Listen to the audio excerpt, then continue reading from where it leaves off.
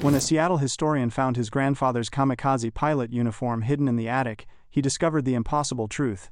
The quiet merchant who raised him had been ordered to die in a suicide attack in 1945, but chose to survive instead.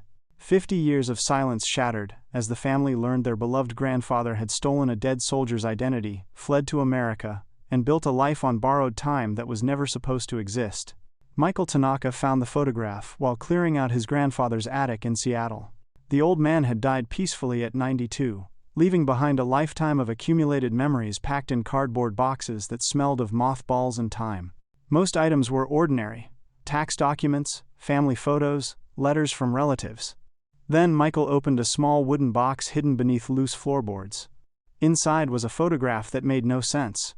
A young Japanese man in Imperial Navy uniform stood beside a Zero fighter aircraft, the rising sun emblem bright on the fuselage. The man looked almost identical to old photos of Michael's grandfather, but the uniform was wrong. Henry Tanaka had always said he came to America in 1952 as a civilian merchant, never mentioning military service. Michael turned the photograph over. Faded Japanese characters written in careful script: Hikaru Tanaka, April 1945, before the final mission. His hands trembled. April 1945. The final months of the war, when Japan launched desperate kamikaze attacks against American forces. The box contained more impossible items. A Hachimaki headband, with Japanese characters meaning divine wind, the term for kamikaze pilots. A small journal written entirely in Japanese. Military medals that Henry had never displayed or mentioned.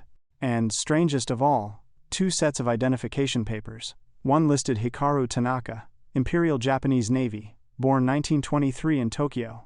The other listed James Hiroshi Yamamoto, United States Army, born 1922 in Los Angeles. Michael's grandmother had died 5 years earlier.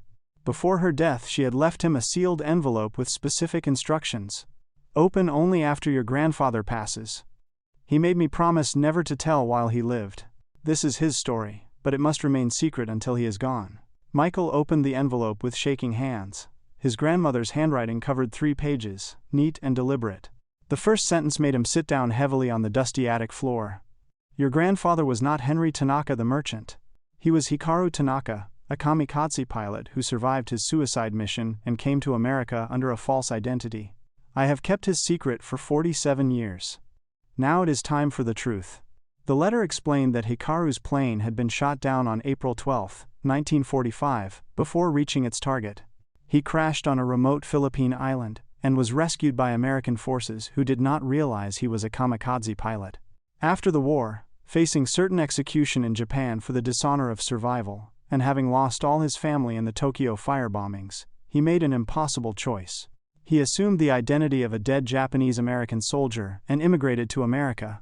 Michael's grandmother had met him in Seattle's Japantown in 1948, learned his secret within months, and married him anyway. She had loved him for 40 years, keeping his past buried, protecting him from a truth that could have destroyed everything they built.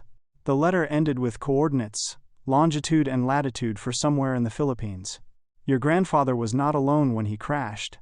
There was another pilot, another survivor. If you want the whole truth, start there. Michael spent 3 days reading and rereading his grandmother's letter before accepting what it meant. His grandfather, the quiet man who ran a small import business in Seattle, who taught him to fish and helped with homework, who never spoke about the war, had been a kamikaze pilot. The cognitive dissonance was overwhelming. The letter provided details that Henry had told his wife over decades of marriage. Hikaru Tanaka had been a university engineering student in Tokyo when he was conscripted into the Navy in 1944. He trained as a pilot, showing natural aptitude that normally would have led to a career as a fighter pilot. Instead, as Japan's situation became desperate, he was assigned to special attack units. Kamikaze. His grandmother wrote that Hikaru had not been a fanatic. He did not believe dying for the emperor was glorious. He was terrified. But refusing meant execution for cowardice and shame for his family. So he accepted his assignment to Operation Tengo in April 1945, the massive kamikaze operation supporting the battleship Yamato's final sortie. On April 12, Hikaru took off from Kanoya Air Base with 40 other pilots. His target was an American destroyer near Okinawa. He was 22 years old and expected to be dead within hours. Instead, American fighters intercepted his formation. His Zero was hit, engine failing, but he managed to control the descent enough to crash land rather than explode. He woke up on a beach in the Philippines, his plane broken behind him. He was injured but alive. Alive, when he was supposed to be honored dead. The shame was crushing. Japanese military culture taught that captured pilots should commit suicide, rather than face the dishonor. Hikaru considered it. Then he met the Filipino villagers who found him. Michael's grandmother had written, "He told me that those villagers saved more than his life. They saved his humanity. They could have killed him or turned him over to American forces. Instead they fed him, healed him, hid him. They showed him kindness when his own country had ordered him to die." The letter explained that Hikaru was not alone. His wingman, Lieutenant Masao Ishikawa, had also been shot down and crashed nearby. 2 kamikaze pilots who failed their missions, hidden by Filipino resistance fighters while the war raged around them. They spent months in the mountains, hearing news of Japan's deteriorating situation, of Hiroshima and Nagasaki, of surrender. After the war ended, both pilots faced impossible choices: return to Japan as failures who dishonored themselves by surviving, or disappear into new lives. Hikaru chose disappearance. Masao chose something else. Michael's grandmother had ended this section of her letter with, "Your grandfather carried guilt about surviving for 50 years. He built a good life here, loved his family, contributed to his community. But he never forgot that he was supposed to die in April 1945. Every extra day was borrowed time. He used it well. Please remember that when you judge the choices he made." Michael looked at the coordinates again. Mindoro Island, Philippines, where his grandfather had crashed, survived, and somehow transformed from Hikaru Tanaka into Henry Tanaka, where another pilot might still have answers. Michael used his credentials as a military historian specializing in Pacific War aviation to access Navy archives at the National Personnel Records Center. He requested all documentation related to Operation Ten-Go and kamikaze attacks on April 12, 1945. The files arrived within a week, hundreds of pages documenting one of the war's deadliest days. The operation had been massive. Over 300 aircraft launched in coordinated attacks against American naval forces supporting the Okinawa invasion. Most were conventional fighters, but 155 were kamikaze pilots on one-way missions. American combat reports documented the chaos: waves of Japanese planes attacking through devastating anti-aircraft fire, many shot down before reaching targets, some breaking through to devastating effect. Michael found the casualty list for kamikaze pilots. Lieutenant Hikaru Tanaka was listed among those who completed their mission with honor. No details about which ship he had hit or wreckage recovered, just honor. The euphemism for killed while destroying an enemy vessel. But Michael dug deeper into American intelligence reports filed after the battle. One document caught his attention: Summary of Recovered Aircraft Wreckage, Mindoro Island, April 15, 1945. The report noted finding the remains of a Zero fighter in the island's interior, approximately 40 miles from the coast.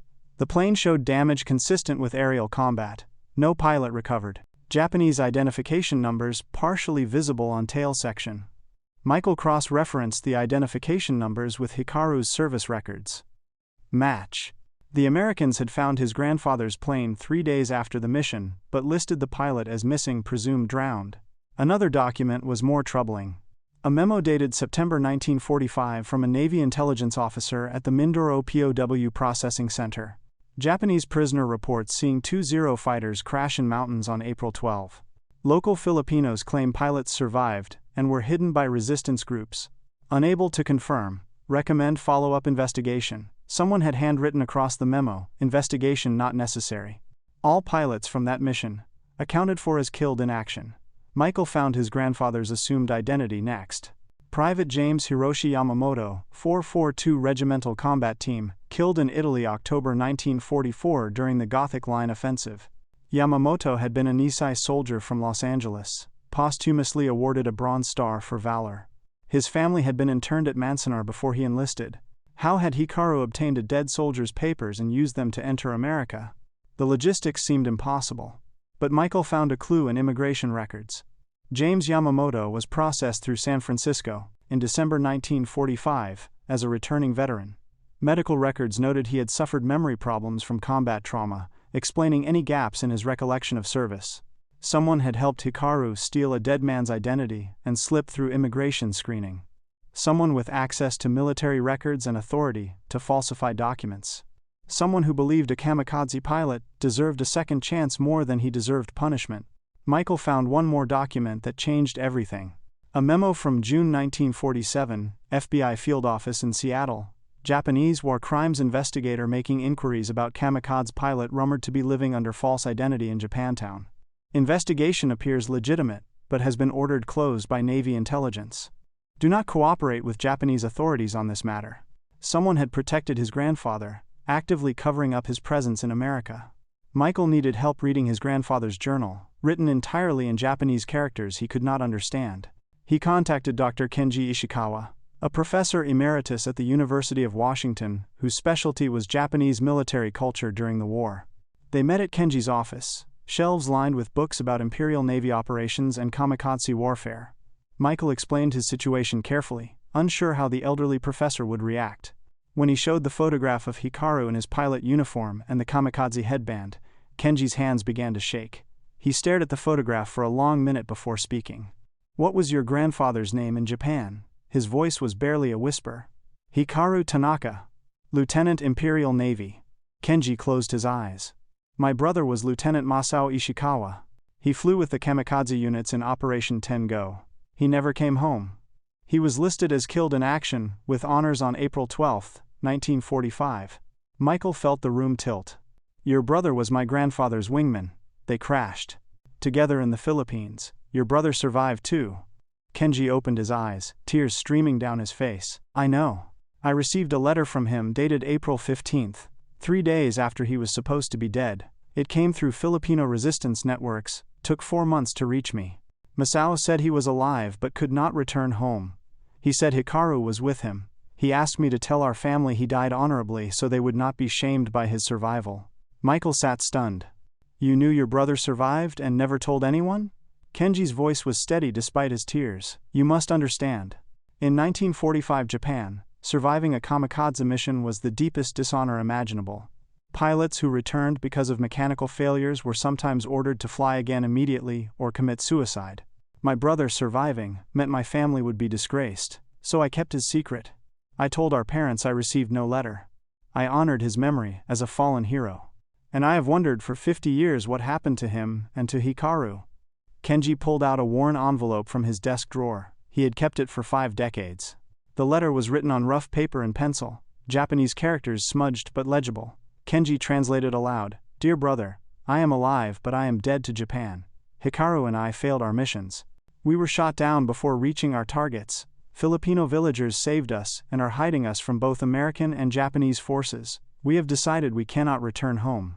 The shame would destroy our families. Please tell mother and father I died with honor, the emperor's name on my lips. Please tell them I thought of them at the end. This is my final message. Forget me but remember I died for Japan. Your brother, Masao." Michael and Kenji looked at each other, 2 men connected by a secret their grandfathers had carried for 50 years. Kenji spoke first. "I am 78 years old. I have lived my entire adult life wondering if Masao truly survived, or if that letter was his dying message. Now you tell me he lived, at least for a while. I need to know what happened to him. I need to know if he found peace." Michael nodded. "My grandmother's letter gave me coordinates where they crashed. If we go there, maybe we can find answers for both of us." Michael and Kenji arrived in Manila 3 weeks later, with the coordinates from Michael's grandmother's letter. They hired a guide service that specialized in historical war sites. The guide, Paulo, was skeptical about finding anything after 50 years, but agreed to try. The coordinates led them to Mindoro Island, to mountainous interior terrain that remained largely undeveloped. Paulo hired local contacts from a small village called San Isidro, including an elderly man named Carlos Reyes who claimed to remember stories about Japanese pilots during the war. Carlos was 82, his face deeply lined but his eyes sharp. He listened to Michael and Kenji explain what they were seeking, then nodded slowly. "I was 16 years old when I found them. 2 Japanese pilots, their planes crashed in the mountains. We heard the crashes, saw the smoke. My uncle led a resistance group. We went to investigate expecting to find bodies or Americans. Instead we found 2 young men, injured and terrified." Michael felt his pulse quicken. "What did you do with them?" Carlos smiled sadly. "My uncle wanted to kill them. They were the enemy. They had been trying to kill our American allies. But they were hurt and helpless, and they looked so young. My aunt, she was a nurse before the war. She said we should help them. We took a vote. 5 of us wanted to kill them. 8 wanted to help them. So we helped them. Kenji leaned forward. One of those pilots was my brother, Masao Ishikawa. Carlos studied Kenji's face. Yes. Masao. He was quieter than the other one, Hikaru. Masao had trouble sleeping, nightmares. He would wake up screaming about fire and ships. Hikaru was stronger somehow. He learned our language quickly. He helped us with projects in the village, fixing things with his engineering knowledge. Where did you hide them? Michael asked. Carlos stood with difficulty, using a cane. I will show you. It is not far. They followed Carlos through dense forest for 20 minutes, until they reached a clearing with a cave entrance obscured by vegetation. Inside, the cave opened into a larger space where daylight filtered through cracks in the rock ceiling. Carlos pointed to the walls. They lived here for 3 months. Look at the walls. Michael and Kenji approached the stone walls and saw Japanese characters carved into the rock. Diary entries, dates, thoughts preserved in stone. Kenji began translating, his voice breaking as he read his brother's words. May 20th, 1945. We heard today that Germany surrendered. The war cannot last much longer. What happens to us then? Do we return to Japan as failures, or do we disappear? Hikaru says we must choose life. I am not sure I deserve life when so many died. June 30th, 1945. These people feed us even though they have little food themselves. They protect us, even though we came here to kill their friends. I was taught Americans and their allies are inhuman devils, but these Filipino farmers show more humanity than our officers ever did. Everything I believed is broken. August 10th, 1945. Something terrible happened. The radio spoke of a new bomb, a whole city destroyed in an instant. Hiroshima. Hikaru says this means the end. I am glad the dying will stop, but I am ashamed I feel glad. What kind of Japanese soldier is glad his country will surrender? Michael found an entry in Hikaru's handwriting dated August 16th. The war is over. Japan has surrendered. We are no longer soldiers, just men who failed to die. Now we must decide what kind of men we want to be. Carlos led them deeper into the forest to the village of San Isidro, smaller now than it had been in Bor. 1945. But still inhabited by families whose grandparents had lived through the war. An elderly woman named Maria Santos sat outside a small house, weaving baskets with gnarled fingers. Carlos spoke to her in Tagalog, gesturing toward Michael and Kenji. Maria's face transformed with recognition. She spoke rapidly in Tagalog. Carlos translated, she says she remembers both pilots very well. Hikaru helped her father build a water system for the village. Masao taught the children basic English. They were here from April until September 1945. Maria invited them inside and retrieved a wooden box from beneath her bed. Inside were photographs, faded but preserved, images of village life during the war years, and in several photos, 2 young Japanese men in civilian clothes working alongside Filipino villagers. Michael recognized his grandfather immediately, younger but unmistakably the same man. Kenji stared at photos of his brother, seeing him alive decades after believing him dead. He touched the images with trembling fingers, speaking softly in Japanese. Maria seemed to understand emotion even without language. She patted Kenji's hand gently. Through Carlos, Maria told the story. The 2 pilots had been terrified when found, expecting execution. Instead, the villagers treated their injuries and hid them from both American patrols and Japanese holdout forces still fighting in the mountains. In exchange, Hikaru and Masao worked alongside the villagers, contributing what skills they had. Hikaru was brilliant with mechanical things, Maria said through Carlos. He fixed our water pump, built a filtration system, repaired tools. He learned our language within weeks. He wanted to be useful, to earn his life. Masao was different. He was haunted. He would sit alone for hours staring at nothing. He believed he had dishonored his family and his country. Hikaru tried to help him, but the guilt was too heavy. What happened after the war ended? Michael asked. Maria's expression grew sad. They argued. The war was over in August. By September, American forces controlled the island and were processing Japanese prisoners for repatriation. Hikaru wanted to surrender to the Americans, try to start a new life. Masao refused. He could not face returning to Japan as a failure, but he also could not imagine living anywhere else. They fought about it many times. Kenji spoke, his voice rough. What did my brother decide? Maria looked at him with deep sympathy. They separated. Hikaru surrendered to American forces in September. He had a plan to get to America somehow. Masao stayed here. He lived in the mountains for another year, working for different villages, moving often. He was afraid of being found, afraid of himself. In 1946, he finally came down from the mountains and went to Manila. I heard he got work as a translator for American occupation forces. After that, I do not know. Michael felt pieces falling into place. His grandfather had chosen to disappear into America. Kenji's brother had chosen to disappear into the Philippines. Both men running from the same shame, taking different paths to survival. Maria retrieved one more item from her box. A letter, written in English on rough paper. She handed it to Michael. Hikaru left this with me before he surrendered. He said if anyone ever came looking for him, I should give them this letter. I have kept it for 50 years. Michael opened the letter carefully, the paper brittle with age. His grandfather's handwriting, neat and deliberate, filled the page in English he had been learning from Filipino villagers. The date was September 7, 1945. To whoever finds this letter, I am Hikaru Tanaka, lieutenant in the Imperial Japanese Navy, kamikaze pilot who failed his mission on April 12, 1945. I was supposed to die that day. Instead I lived, and living has been harder than dying would have been. I crashed on Mindoro Island with my friend Masao Ishikawa. We survived because Filipino people showed us mercy we did not deserve. They fed us, healed us, hid us, and taught us that the enemy is just a word but humanity is real. Now the war is over, and I must decide what happens next. I cannot return to Japan. My family is dead, killed in the Tokyo firebombings. Even if they lived, my survival would bring them shame.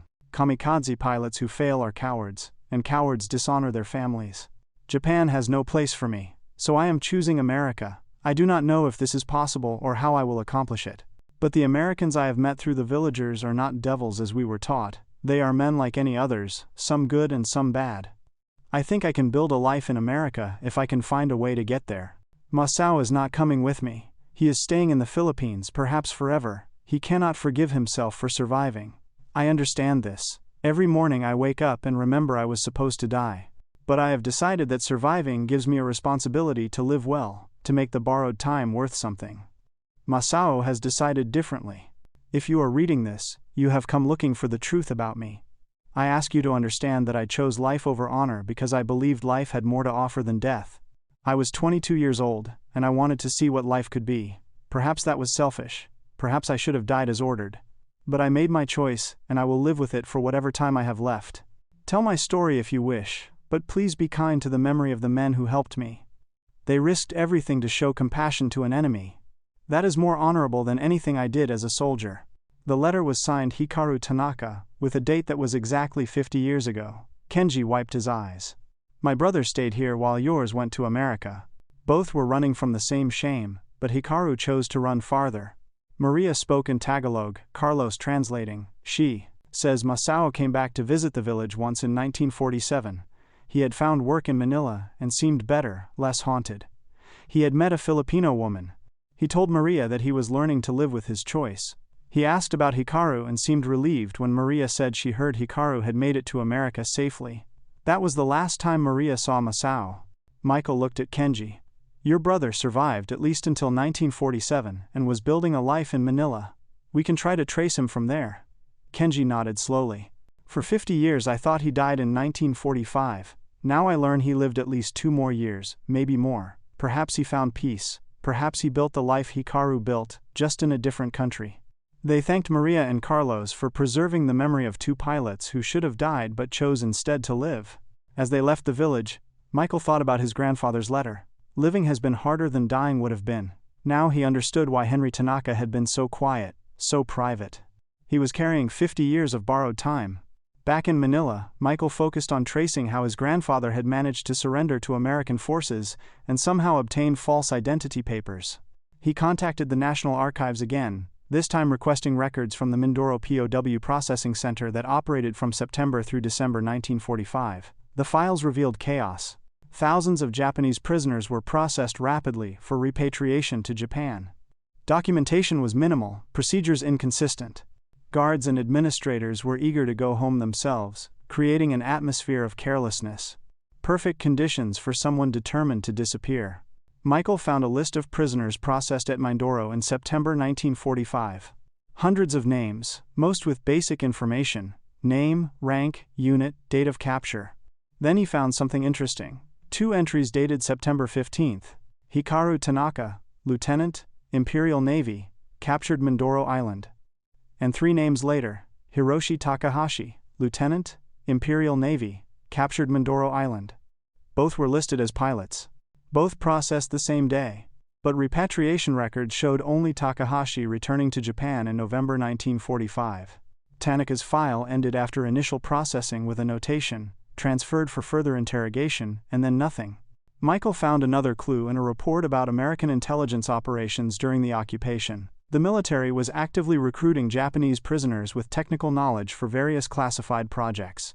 Engineers, scientists, translators, anyone with skills useful to the occupation or to American research programs. Pilots with combat experience were particularly valuable for understanding Japanese aviation tactics and aircraft design. A memo dated September 1945 outlined procedures for screening Japanese prisoners for intelligence value. High-value prisoners could be held separately from regular POWs for extended debriefing. Some were offered incentives to cooperate. Better treatment, possible immigration opportunities, protection from war crimes prosecution. Michael suspected his grandfather had been identified as potentially valuable, a kamikaze pilot who could provide insights into the suicide attack program. But there was no record of Hikaru actually participating in intelligence debriefing. Instead, his file simply vanished. The breakthrough came from an unexpected source. Michael found a roster of American personnel assigned to the Mindoro Processing Center in late 1945. Among the translators and interrogators were several Nisei soldiers, Japanese Americans who spoke both languages fluently. These men interviewed prisoners, processed paperwork, and managed communication between Japanese POWs and American administrators. One name caught Michael's attention. Sergeant Thomas Matsumoto, translator, 442 Regimental Combat Team, assigned temporary duty Mindoro September through December 1945. The 442 was the legendary Nisei unit that had fought in Europe. What was one of their soldiers doing in the Philippines? Michael searched for Thomas Matsumoto in veterans' records. He was still alive, 89 years old, living in Sacramento. Michael called the number listed, his heart pounding. An elderly voice answered, "This is Tom Matsumoto." Michael explained carefully who he was and what he had discovered about his grandfather. There was a long silence on the other end. Finally Tom spoke. "I have been waiting 50 years for this call. I always knew someone would eventually figure out what happened. Your grandfather was a good man who deserved better than he got from either country. I helped him because it was the right thing to do." Tom Matsumoto agreed to meet Michael in Sacramento. The old man lived in a small house, filled with photographs of his family and memorabilia from his military service. He walked slowly, but his mind was sharp, his memories clear despite 5 decades passing. "I need you to understand something before I tell you this story," Tom began. "My cousin James Yamamoto died a hero in Italy. He fought for a country that had imprisoned his parents at Monsanar. He earned a Bronze Star and died pushing through German lines during the Gothic Line offensive. His death broke my heart. When I had a chance to let his identity give another man a chance at life, I took it." Michael listened as Tom explained. After the war in Europe ended, Tom had been reassigned to the Pacific Theater to help with prisoner processing. He arrived at Mindoro in September 1945, bitter about Japanese-American treatment and grieving his cousin. "I was processing prisoners one day when I met Hikaru. He spoke some English, better than most. He told me he had been a kamikaze pilot who survived, that his family was dead, that returning to Japan meant shame and probably execution for failing his mission. He asked me if there was any way he could get to America." Tom had studied Hikaru carefully, seeing a young man who just wanted to live. Something about Hikaru reminded Tom of his cousin James, the same quiet determination, the same sense of honor twisted by war into impossible choices. "I thought about James dying for America while Japanese Americans were locked in camps. I thought about Hikaru being ordered to fly a suicide mission by commanders who did not care about his life. Both men were victims of governments that saw them as expendable. So I decided to help." Tom had access to personnel files and processing paperwork. James Yamamoto's death certificate had been filed, but his personal effects had not been returned to family yet. Tom had his cousin's identification papers, dog tags, and service records. He also knew that returning veterans with combat trauma often had memory problems, making it difficult for them to recall details of their service. I taught Hikaru everything about James's life. Where he was born, where he went to school, the names of his family members, the battles he fought in Italy. Hikaru was smart and memorized it all. Then I processed him through the system as James Yamamoto, returning veteran with memory issues from combat trauma. Michael felt the enormity of what Tom had done. You falsified military records and helped a former enemy soldier steal your cousin's identity. Tom nodded without shame. Yes, and I would do it again. James died because America asked him to prove his loyalty. His identity gave Hikaru a chance to live the life James never got to live. I thought James would have approved. He believed in giving people second chances. What happened after you processed him? Michael asked. Tom explained that Hikaru, now James Yamamoto, was shipped to San Francisco in December 1945 with other returning soldiers. The processing there was even more chaotic than in the Philippines. No one questioned a Nizhai veteran with combat trauma who could not remember details of his service. He was given his discharge papers and sent on his way. He contacted me a few months later from Seattle. He had found work and was building a life. We stayed in occasional contact for a few years, then stopped communicating to protect both of us. I never told anyone what I did until now. Tom looked at Michael directly. I am 89 years old. I could still face prosecution for what I did, but I have no regrets. Your grandfather lived a good life, contributed to his community, raised a family. That is worth more than rules about paperwork. Michael discovered the war crimes investigation by accident while researching post-war Japanese legal proceedings. After surrender, Japan prosecuted some of its own military leaders, including officers who had enforced the kamikaze program. The trials revealed the coercion and brutality behind the suicide attacks. During these trials in 1946 and 47, several surviving pilots testified about being forced into kamikaze units. Some had refused and been executed for cowardice. Others had flown missions that failed due to mechanical problems and were ordered to fly again immediately or commit suicide. The testimony painted a picture of a program built on psychological torture and manufactured fanaticism. Rumors emerged during the trials that some kamikaze pilots had survived their missions and fled to America or other countries to avoid the shame of returning home. Japanese investigators wanted to find these survivors, not to punish them but to use their testimony about coercion and command brutality. Michael found a file about investigator Takeshi Yamada, who came to Seattle in June 1947 following leads about a Japanese pilot living in the city's Japantown community. Yamada had specific information: a pilot in his 20s, good English skills, working in the FAR, import business, possibly using a false identity. The description matched Hikaru perfectly. Someone had informed Japanese authorities about his presence in Seattle, but the investigation ended abruptly after just 1 week. Michael found the termination order in State Department files. Investigation by Japanese war crimes officials into alleged kamikaze survivor in Seattle is hereby ordered closed. Do not cooperate with Japanese investigators. Do not provide any information about Japanese nationals residing in Seattle. This order comes from Navy intelligence with highest priority. A memo explained the reasoning. Several former Japanese military personnel were working on classified American projects during the early Cold War. The U.S. government was recruiting Japanese scientists, engineers, and intelligence specialists as tensions with the Soviet Union increased. These recruits lived in America under various arrangements, some quasi-legal, some clearly not. Navy intelligence could not allow Japanese investigators to start questioning Japanese nationals in America. They could not risk exposing their recruitment programs, or having valuable assets identified and possibly recalled to Japan for prosecution. So they shut down all inquiries, protecting both their own operations and anyone else who happened to be hiding in America. Michael realized his grandfather had benefited from a Cold War cover-up. He was not part of any classified program, but the government's desire to protect their actual recruits had inadvertently protected him too.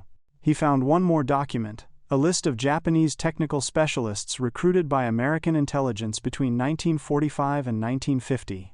Engineers, scientists, codebreakers, intelligence analysts. The list remained heavily redacted, but the numbers were startling. Over 300 Japanese nationals had been brought to America under various classified programs, most using assumed identities or quietly naturalized, without public records. Hikaru had not been alone. Hundreds of Japanese people were living in America under false pretenses, protected by government secrecy that served its own purposes. The difference was that most of them were actively working for American intelligence. Hikaru had just been lucky enough to get lost in the same bureaucratic shadows. Michael understood now why the investigation had been shut down so quickly. The American government had too many secrets to protect. One kamikaze pilot hiding in Seattle was a minor issue compared to exposing the entire network of former Japanese military personnel working on classified Cold War projects. His grandfather had survived not just because of Tom Matsumoto's help, but because the government had bigger secrets to hide. Kenji hired a private investigator in Manila to trace what happened to his brother Masao after 1947. The investigator, a former police officer named Roberto Cruz, had connections throughout the Philippines and experience finding missing persons from the war years. Roberto reported back within 3 weeks. Masao Ishikawa had worked as a translator for American occupation forces in Manila from late 1946 through 1949.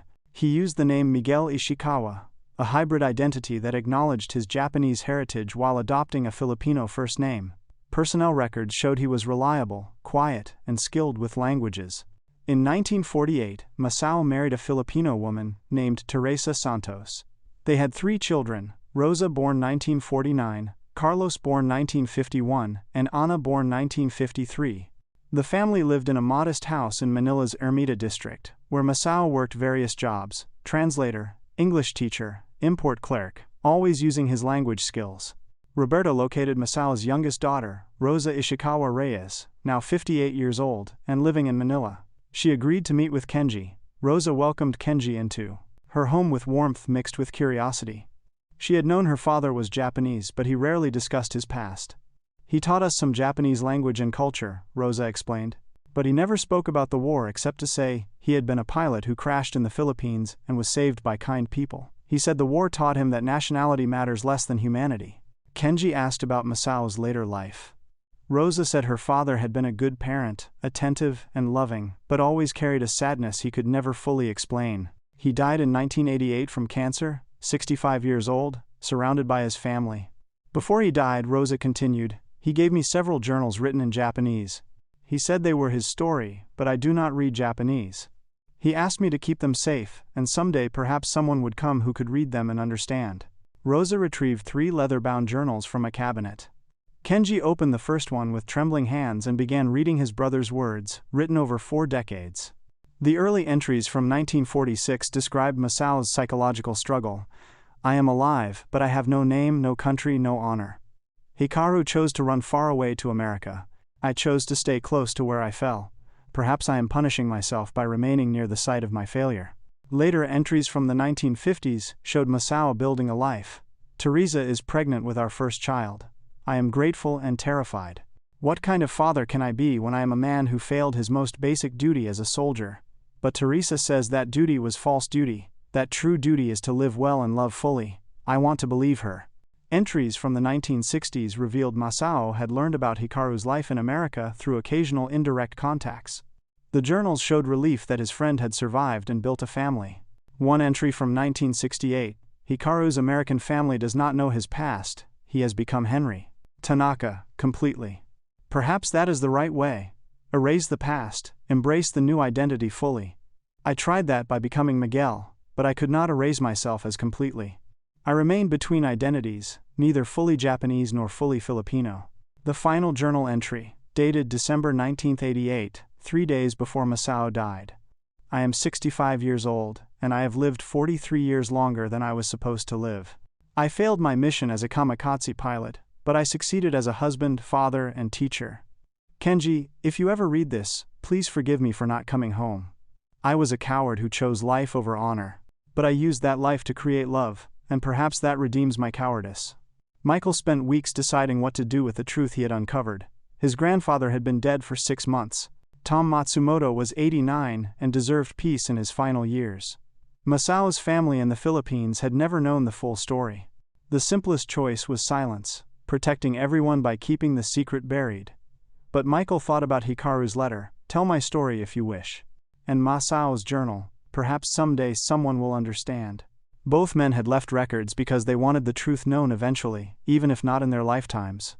Michael wrote an article for the Journal of Military History, titled "The Kamikaze Survivors: Identity, Honor, and Second Chances in Post-War America." He changed some names and obscured identifying details to protect Tom Matsumoto from prosecution. But he told the essential story. Kamikaze pilots who survived their missions faced impossible choices between honor and life, and some chose life by disappearing into new identities in foreign countries.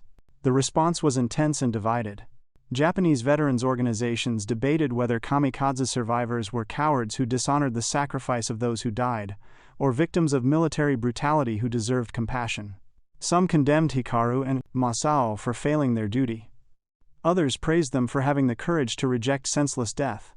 American historians recognize the story as evidence of the war's complexity. Not all enemies were fanatical believers. Not all survivors were heroes. The war created impossible moral situations where every choice carried consequences.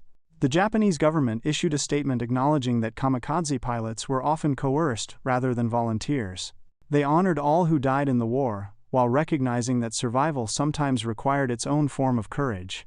Several elderly former kamikaze pilots came forward with their own stories of being forced into suicide missions and struggling with survivor guilt for decades. Michael arranged for a memorial service in Seattle that honored both identities: Hikaru Tanaka, who flew for Japan, and Henry Tanaka, who built a life in America. Kenji attended, representing Masao's memory. Tom Matsumoto came too, publicly acknowledged for the first time as the man who helped a former enemy find redemption. At the service, Michael placed both his grandfather's kamikaze headband and an American flag on the altar, symbols of a man who lived two lives and found humanity in choosing to live rather than die. He read from Hikaru's letter to the assembled crowd. "I chose life over honor because I believed life had more to offer than death. I was 22 years old and I wanted to see what life could be. Perhaps that was selfish. Perhaps I should have died as ordered. But I made my choice, and I will live with it for whatever time I have left." Kenji spoke about his brother. Masao chose life too, but in a different way. He stayed closer to his past, building a family in the country where he fell. He carried his guilt, but also his love. Both Hikaru and Masao proved that survival is not cowardice, when you use that survival to create something good. Michael concluded the service by acknowledging that there were likely other kamikaze survivors, who made similar choices, living quiet lives under assumed identities, carrying secrets that shaped everything they became. Some missions are meant to fail so that life can succeed. Some failures are actually victories over ideology and death. His grandfather had failed his mission as a kamikaze pilot in April 1945, but he succeeded in his mission as a human being for the next 50 years. That was the mission that mattered.